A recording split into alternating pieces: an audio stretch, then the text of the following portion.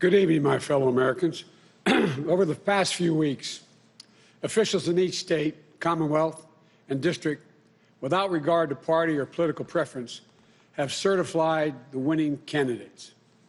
Today, a member of the Electoral College, representing the certified winner, cast their votes for President and Vice President of the United States in an act just as old as our nation itself. And once again, in America, the rule of law, our Constitution, and the will of the people prevailed. Our democracy pushed, tested, threatened, proved to be resilient, true, and strong. The Electoral College votes, which occurred today, reflect the fact that even in the face of a public health crisis unlike anything we've experienced in our lifetimes, the people voted. They voted in record numbers. More Americans voted this year than have ever voted in the history of the United States of America. Over 155 million Americans were determined to have their voices heard and their votes counted. And the start of this pandemic, this crisis, many were wondering how many Americans would actually vote at all. But those fears proved to be unfounded. We saw something very few predicted, even thought possible. The biggest voter turnout in the history of the United States of America. A number so big that this election now ranks as the clearest demonstration of the true will of the American people. One of the most amazing demonstrations of civic duty we've ever seen in our country. It should be celebrated, not attacked. More than 81 million of those votes were cast for me and Vice President-elect Harris. That, too, is a record. More than any ticket has received in the history of America. It represents a winning margin of more than 7 million votes over the number of votes cast for my opponent. Together, the Vice President-elect Harris and I earned 306 electoral votes, well exceeding the 270 electoral votes needed to secure victory. 306 electoral votes is the same number of electoral votes that Donald Trump and Vice President Pence received when they won in 2016. Excuse me. At the time, President Trump called the Electoral College tally a landslide. By his own standards, these numbers represented a clear victory then, and I respectfully suggest they do so now. If anyone didn't know before, they know now. What beats deep in the hearts of the American people is this: democracy. The right to be heard, to have your vote counted, to choose leaders of this nation, to govern ourselves. In America, politicians don't take power. People grant power to them. The flame of democracy was lit in this nation a long time ago. And we now know nothing, not even a pandemic or an abuse of power, can extinguish that flame. And as the people kept it aflame, so too did courageous state and local officials and election workers. American democracy works because America makes it work at a local level. One of the extraordinary things we saw this year was that everyday Americans, our friends and our neighbors, often volunteers, Democrats, Republicans, independents, demonstrating absolute courage. They showed a deep and unwavering faith in and a commitment to the law. They did their duty in the face of a pandemic. And then they could not and would not give credence to what they knew was not true. They knew this election was overseen by them, it was honest, it was free, and it was fair. They saw it with their own eyes, and they wouldn't be bullied into saying anything different. It was truly remarkable, because so many of these patriotic Americans are subject to so much, enormous political pressure, verbal abuse, and even threats of physical violence. While we all wish that our fellow Americans in these positions will always show such courage and commitment to free and fair elections, it is my sincere hope we never again see anyone subjected to the kind of threats and abuse we saw in this election. It's simply unconscionable. We owe these public servants a debt of gratitude. They didn't seek the spotlight. You know, and our democracy survived because of them, which is proof, once more, that it's everyday Americans infused with honor, character, and decency that is the heart of this nation. You know, in this election, their integrity was matched by their strength, independence, and the integrity of our judicial system. In America, when questions are raised about the legitimacy of any election, those questions are resolved through the legal processes. And that's precisely what happened here. The Trump campaign brought dozens and dozens and dozens of legal challenges to test the result. They were heard again and again. And each of the time they were heard, they were found to be without merit. Time and again, President Trump's lawyers presented arguments to state officials, state legislatures, state and federal courts, and ultimately to the United States Supreme Court twice.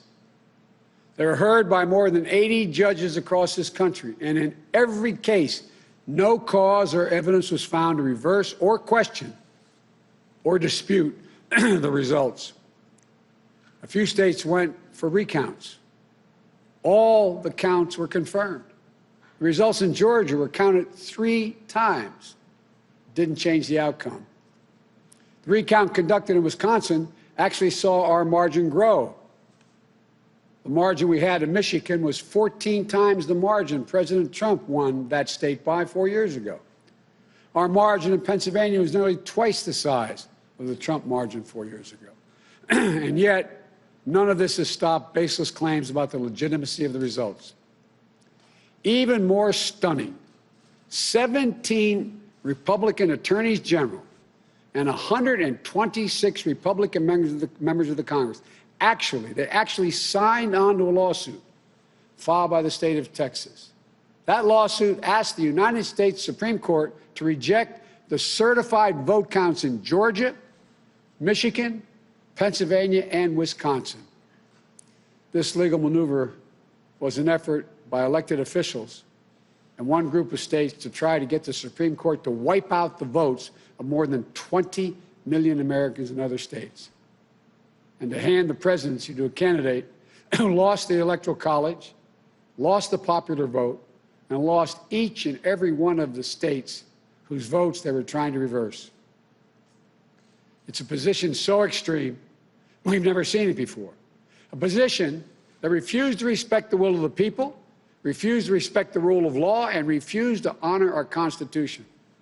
Thankfully, a unanimous Supreme Court immediately and completely rejected this effort. The court sent a clear signal to President Trump that there would be no part of an unprecedented assault on our democracy. Every single avenue was made available to President Trump to contest the results. He took full advantage of each and every one of those avenues. President Trump was denied no course of action he wanted to take. He took his case to Republican governors and Republican Secretary of State, as he criticized many of them, to Republican state legislatures, to Republican-appointed judges at every level.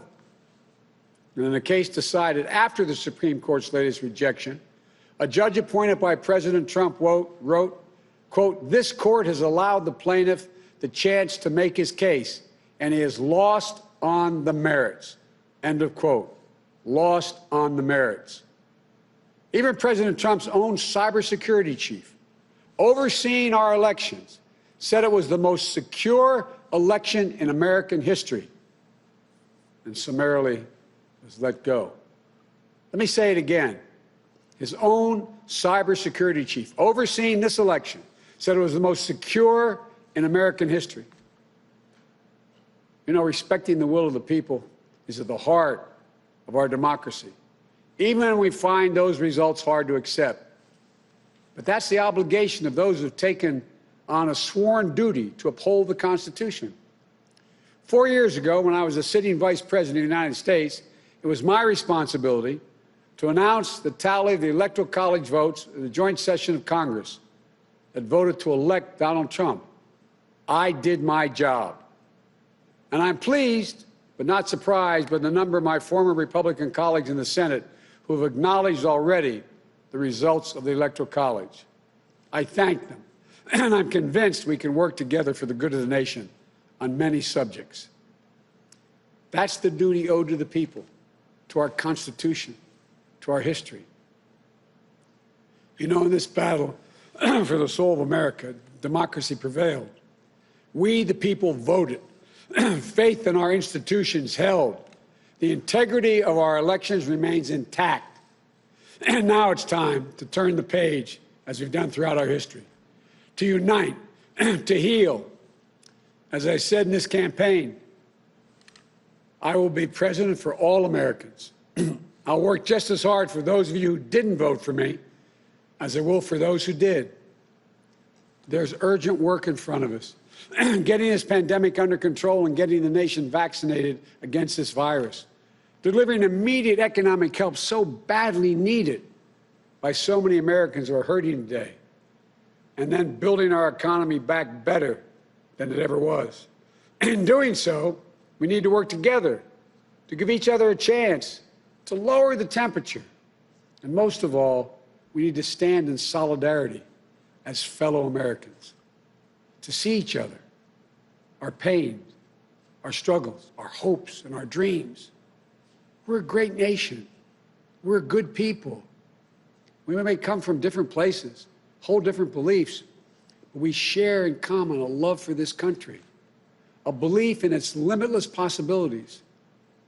For we, the United States of America, has always set the example for the world for a peaceful transition of power.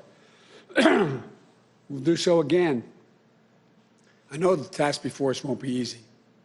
It's tempered by the pain so many of us are feeling. Today, our nation passed a grim milestone, 300,000 deaths due to this COVID virus. My heart goes out to each of you in this dark winter of the pandemic, about to spend the holidays and the new year with a black hole in your hearts, without the ones you loved at your side. My heart goes out to all of you who have fallen in hard times through no fault of your own, unable to sleep at night, staring at the ceiling, and weighed down by the worry of what tomorrow will bring for you, and equally important for your family. But we've faced difficult times before in our history. I know we'll get through this one, but together. That's how we get through it, together. So as we start the hard work to be done, may this moment give us the strength to rebuild this house of ours upon a rock that can never be washed away. As in the prayer of St. Francis, for where there is discord, union. Where there is doubt, faith. Where there is darkness, light. This is who we are as a nation. This is the America we love. And that is the America we're going to be. So thank you all. May God bless you. And may God protect our troops and all those who stand watch over our democracy. Thank you.